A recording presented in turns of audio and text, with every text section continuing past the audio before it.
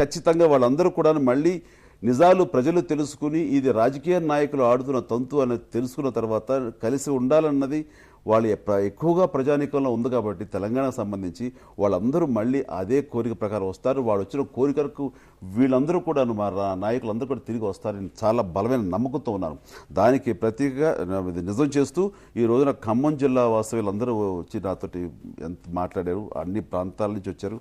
అదేవిధంగా నల్గొండ వాళ్ళు వస్తున్నారు, మహబూబ్ నగర్ నుంచి ప్రిపేర్ అవుతున్నారు, కరీంనగర్ నుంచి వాళ్ళు పంపారు. నేను ఈ యొక్క బస్సు యాత్ర చేసిన తర్వాత మనం కలుసుకుందామని చెప్పేసి ఈవేళ రేపు జరగబోయే నల్గొండ కూడా నేను పోస్ట్పోన్ చేయడం జరిగింది. అంటే వాళ్ళందరికీ కూడాను కలిసి ఉండాలని చాలా ఎక్కువ మందిలో. మీరు అన్నట్టు ఇది ఒక ఎమోషనల్ గేమ్ అనో లేకపోతే ఎమోషనల్గా ఫీల్ అవుతున్నారో లేకపోతే రాజకీయ నాయకులు రాజకీయ నిరుద్యోగులు అధికారం కోసం ఆడుతున్న గేమ్ గాను దీన్ని మనం తీసుకున్నట్లయితే దాదాపు 150-200 మంది విద్యార్థులు ఆత్మహత్య చేస్తున్నారు. విద్యార్థులే కాదు, తెలంగాణ వాసులు కూడా.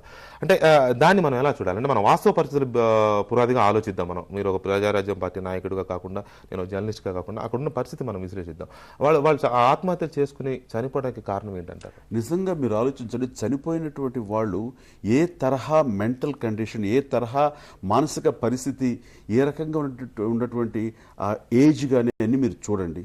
ఏమండి, ఇంత త్యాగ పురుషులు, ఇంత చేద్దాం మనం అని చెప్పేసి ఇంత కంకణం కట్టుకున్నటువంటి రాజకీయ నాయకులు కానివ్వండి, వాళ్ళ వారసులు కానివ్వండి, మేధావులు కానీ ఇంకోళ్ళు కానీ వీళ్ళు ఎవరైనా సరే ప్రాణత్యాగం చేస్తే మనకి వస్తుంది అని వాళ్ళు అనేటట్లయితే వాళ్ళు ఎవరైనా సరే అలా ప్రాణత్యాగం చేయడానికి ప్రయత్నం చేస్తారా?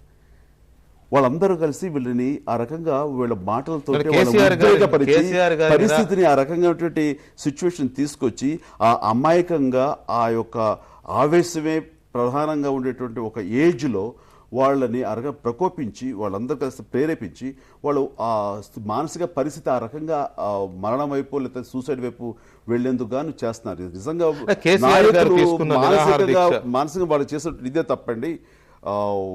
వాళ్ళకి అది చనిపోవడం.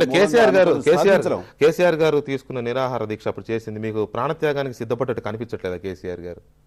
మీరు ఎందుకంటే నాయకులు ఎవరు దీనికి సిద్ధపడలేదు అంటున్నారు కదా, కేసీఆర్ గారు చేసిన నిరాహార దీక్ష మీకు ప్రాణత్యాగానికి సిద్ధపడినట్టుగా మీకు అనిపించట్లేదా? అది ఆయన ప్రయత్నం ఆయన చేశారు. కానీ రెండవ రోజు మూడో రోజు ఎప్పుడైతే కనుక ఆయన కాంప్రమైజ్ అయ్యి హామీ లాంటిది వచ్చేసరికి ఆయన లేచిపోదాం సమయంలో అక్కడి నుంచి వచ్చిన వ్యతిరేకతకి అప్పుడు మళ్ళీ ఈయన తన ఇది మార్చుకున్నారు అన్నది బయట వాళ్ళు మీడియా వాళ్ళు అంటున్న దాన్ని బట్టి, చూపిస్తున్న దాన్ని బట్టి దాని గురించి మళ్ళీ ఆలోచించాల్సిన ఇది కనబడుతుంది. అవునేమోనండి. సో వాళ్ళ కోసంగా చేస్తున్నారేమో, వాళ్ళు ఎలాంటి రియాక్షన్ ఇస్తారు అని చేస్తున్నారేమో అని కూడా అనుమానాలు వ్యక్తం అవుతున్నాయి. ఓకే, హైదరాబాద్ నుంచి మాధవి లైన్లో ఉన్నారు చాలాసేపటి నుంచి. మాధవి గారు మీరు అడగండి, చిరంజీవి గారిని ఏం అడగదలుచుకున్నారు? హలో మాధవ్ గారు, నమస్కారం. నమస్తే సార్. నమస్తే. హలో హలో చెప్పండి మాధవి గారు, మీరు అడిగేది వినిపిస్తుంది, చెప్పండి. చిరంజీవి గారు వింటున్నారు. సార్ చిరంజీవి గారితో మాట్లాడాలండి. మాధవ్ గారు, నేను చిరంజీవిని, చెప్పండి. సార్ యాక్చువల్లీ మీరు మూవీస్ లో అంతా ఉన్నప్పుడు అది ఒక క్రేజ్ లాగా, అంటే మీ మూవీ రిలీజ్ అవుతుందంటే it's an excitement and like a very big celebration అనమాట. మీరు మూవీస్ అంతా స్టాప్ చేసిన తర్వాతకి ఆ లోటు అలాగే ఉండిపోయింది సార్. ఇంకా మీరు తెలంగాణ ఇది అంతా మనందరం కలిసే ఉండాలి అని చెప్తున్నారు సార్.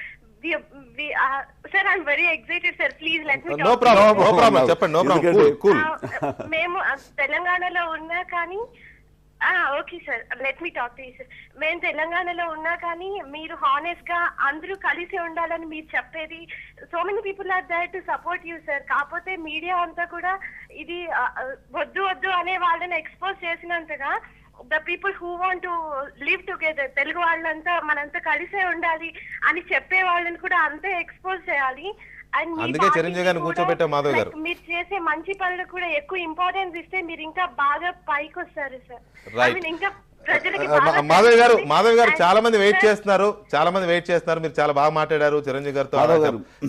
మాధవ్ గారు ఖచ్చితంగానండి, మీరు అనుకున్నట్లుగా ఎక్కువ మంది కూడాను ఎక్కువ మంది ఇలాగ కలిసి ఉండాలని కోరుకుంటున్నారు. సో వాళ్ళకి వాళ్ళ మనసు తెలుసుకున్న వ్యక్తిగా మీరు ఈ రోజున ఈ మాట చెప్పడం చాలా సంతోషంగా ఉంది. అండ్ ధన్యవాదాలు. మనం అనుకున్న నెరవేరుస్తాం ఖచ్చితంగా. సామాజిక న్యాయం జరిపేలాగా భవిష్యత్తు కూడా ఈ సమైక్య ఆంధ్రప్రదేశ్ ఇలాగే ఉంటుందని అని నేను భావిస్తున్నాను. ఇంకో ఆన్సర్ చెప్పాలి మీరు, సినిమాల్లో లోటు అలాగే ఉందండి. దానికి రామ్ చరణ్ అప్పచెప్పాను, తను చూసుకోడమ్మా. చిరంజీవి రామ్ చరణే కదా వాళ్ళకి. ఓకే, ఎనీహౌ విజయనగరం నుంచి రామారావు గారు లైన్ లో ఉన్నారు. రామారావు గారు చెప్పండి, చిరంజీవి గారిని అడగండి, క్వశ్చన్ అడగండి. చిరంజీవి గారు నమస్కారం అండి. నమస్కారం అండి. సార్ మీరు పొలిటికల్ టైప్ క్యారెక్టర్లు ఏమైనా చేస్తే బాగుంటుందని నాకు కోరిక సార్. అది రైట్ అండి. అంటే ఎక్కువ శాతం ఇంకా నన్ను ఆ సినిమాల్లో చూడాలని అది బలంగా ఉండింది అనమాట. వాస్తవం ఎక్కడికి వెళ్ళినా సరే మీలాగా అభిమానులు అడిగేటటువంటి కోరికను బట్టి తెలుస్తుంది. అండ్ ప్రస్తుతం నేను మా పార్టీని, ప్రజారాజ్యం పార్టీని పటిష్టంగా ముందుకు తీసుకువెళ్ళటం, అలాగే ప్రజా సమస్యలని ప్రధానంగా ప్రస్తావిస్తూ పరిష్కారం దిశగా వెళ్ళటం, వీటిల్లో ఐ డోంట్ థింక్ నేను సినిమాలు చేసి న్యాయం చేకూరుస్తానని నేను అనుకోవటం లేదు.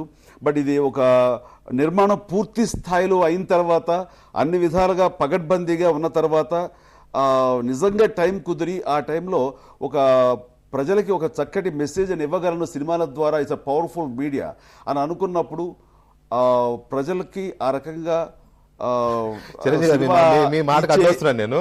ఇచ్చే అవకాశం ఉంటే మాత్రం ఈ రోజున నేను ఎస్ ఆర్ నో చెప్పలేను, కానీ భవిష్యత్తు అనేది చెప్పలేను. మీ మాటకు అడ్డొస్తున్నాను నేను. తిట్టే నోరు తిరిగే కాలు ఆగదంటారు. ఆ డైలాగులు చెప్పే మీ నోరును అటు ఇటు డాన్స్ చేసే మీ కాళ్ళు ఎలా ఆగుతున్నాయి అసలు?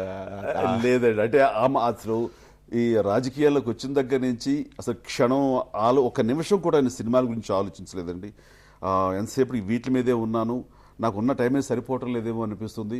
అండ్ తర్వాత వచ్చేటువంటి సాధక బాధకాలు కానివ్వండి, ఈ ఎత్తులు పై ఎత్తులు కానివ్వండి, వచ్చేటటువంటి పడే బురదని దులుపుకోవడానికి చేసే ప్రయత్నాలు కానివ్వండి, దాన్ని తుడుచుకునే ప్రయత్నం కానివ్వండి, ఇవన్నీ టైం సరిపోతుందండి. ఇదివరకైతే కనుక ఎవ్రీ 6 monthsకి ఒక 1 month నేను టైం తీసుకుని నా ఇష్టం చోటకి ఫ్యామిలీతో వెళ్ళేవాడిని. ఇప్పుడు లాస్ట్ 1.5 year బట్టి మీరు పార్టీ పెట్టిన దగ్గర చూస్తే కనుక I think only 1 week 5 days నేను నా సొంతానికి వాడుకున్నాను. అది కూడా మార్చి ఎండ్లో మొన్న బాబు పుట్టినరోజు అయితే కనుక ఆస్ట్రేలియా వెళ్ళి. రైట్. నల్గొండ నుంచి సుధాకర్ లైన్ లో ఉన్నారు. సుధాకర్ గారు అడగండి.